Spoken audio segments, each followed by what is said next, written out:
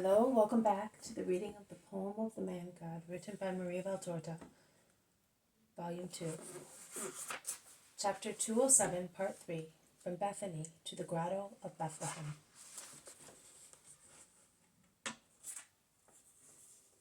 Jesus speaks now. Simon, stand up. Come here, close to me. Peter goes to the left-hand side of Jesus because Mary is on his right. What are we now? Asks Jesus. We? Well, we are Jesus, Mary, and Simon. Very well. But how many are we? 3, Master. So we are a Trinity. One day in heaven, the Divine Trinity had a thought. It is now time that the Word should go to the world. And in a throb of love, the Word came upon the earth. He parted, therefore, from the Father and the Holy Spirit. He came to work on the earth.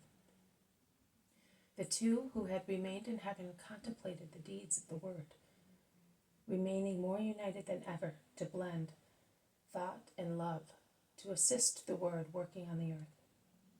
The day will come when an order will be issued from heaven.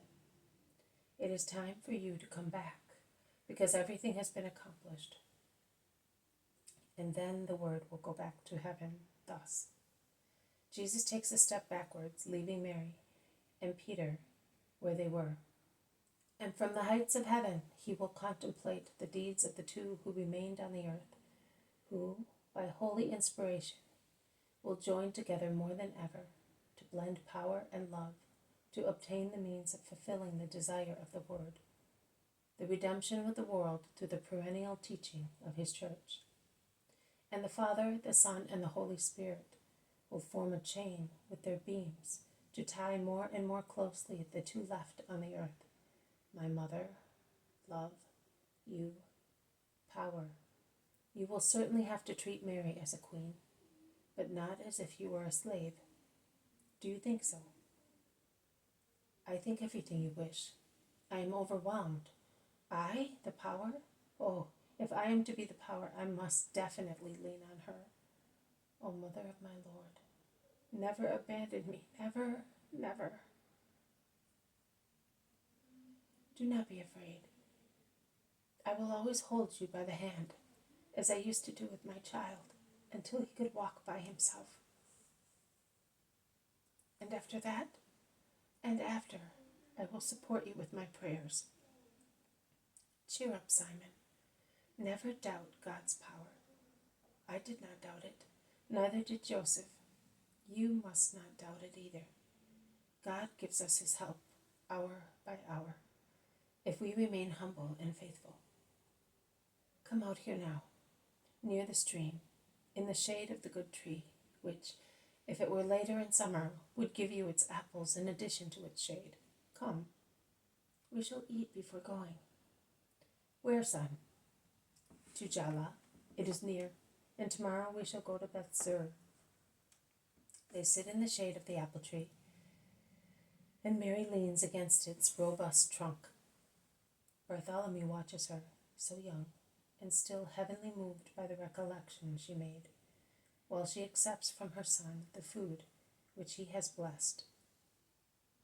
And she smiles at him with loving eyes, and he whispers, "In his shade I am seated, and his food is sweet to my taste." Judas Thaddeus replies to him, "It is true, she is sick with love, but we cannot say that she was awakened under an apple tree." "Why not, brother? What do you know about the secrets of the king?" replies James of Alphaeus. And Jesus, smiling, says, "The new Eve was conceived of the thought at the foot of the paradisiacal apple tree, in order to put to flight the serpent and detoxicate the poisoned fruit by means of her smile and her tears. She became the tree of the redeeming fruit. Come, friends, and eat of it, because to be nourished by its sweetness is to be nourished by the honey of God. Master, please satisfy an old desire of mine for some clarification. Does the song which we are reciting foresee her?" asks Bartholomew in a low voice. while Mary is looking after the boy and speaking to the women. The book speaks of her from its beginning. And future books will speak of her until the word of man changes into the everlasting Hosanna of God's eternal city. And Jesus turns towards the women. You can hear that he descends from David. What wisdom, what poetry, says the zealot, speaking to his companions. Listen, joins in the conversation, the Iscariot, who is still in the mood of the previous day and speaks very little, although he endeavors to emulate the freedom he had before. Listen, I would like to understand why the incarnation had to take place. Only God can speak in such a way as to defeat Satan. Only God can have the power of redeeming, and I do not doubt it. But I think that the Word might have lowered himself less than he did by being born like every other man, submitting himself to the miseries of childhood and so on. Could he not have appeared in human form, already adult, in the appearance of an adult? And if he really wanted a mother, could he not have chosen one, an adoptive one, as he did for a father? I think I asked him once, but he did not reply at length, or I do not remember. Ask him, since we are on the subject, says Thomas. I won't. I upset him, and I feel as if I have not been forgiven yet. Ask him on my behalf. I beg your pardon. We accept everything without so many clarifications, and you expect us to ask questions. It is not fair, retorts James of Zebedee. What is not fair? Asks Jesus. There is silence. Then the zealot speaks on behalf of everybody, repeating Judas Iscariot's questions and the replies of the others. I do not bear a grudge. That is the first thing. I make the comments that I must make. I suffer and I forgive. That applies to him who is afraid, which is still the consequence of his perturbation. With regard to my real incarnation, I say, it is just that it took place. In future, many people will make mistakes concerning my incarnation, ascribing to me the erroneous forms that Judas would like me to have taken. A man seemingly solid in body, but in reality fluent, like a lightning effect, so that I would and would not be flesh. And Mary's maternity would and would not be a real maternity. I am really flesh, and Mary is really the mother of the Word incarnate. If the hour of my birth was but an ecstasy, that is because she is the new Eve, without the burden of sin, and without the heritage of punishment.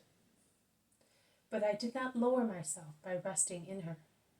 Was the manna enclosed in the tabernacle perhaps humiliated? No, on the contrary, it was honored by being in that abode. Others will say that I, since I was not real flesh, did not suffer and did not die during my stay on the earth. Of course, since they cannot deny that I was here, they will deny my real incarnation or my true divinity. No, I am really one with the Father forever, and I am united to God as flesh.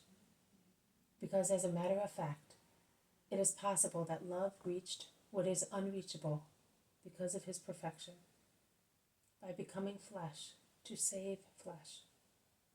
A reply to all these errors is given by my whole life, which shed blood from birth to death, and was submitted to everything that is common to man, except sin. Yes, I was born of her for your welfare. You do not know how much justice has been mitigated since the woman has become its collaborator. Have I satisfied you, Judas? Yes, Master. Do likewise with me. The Iscariot bends his head, is abashed, and perhaps he is really touched by so much kindness. The rest is protracted in the cool shade of the apple tree. Some fall asleep, some doze, but Mary gets up and goes back into the grotto, and Jesus follows her. This has been a reading from the poem of the Man God, written by Maria Valtorta, Volume 2. Chapter 207, Part 3, From Bethany to the Grotto of Bethlehem. Thank you. for listening. I will see you tomorrow, and may God bless you.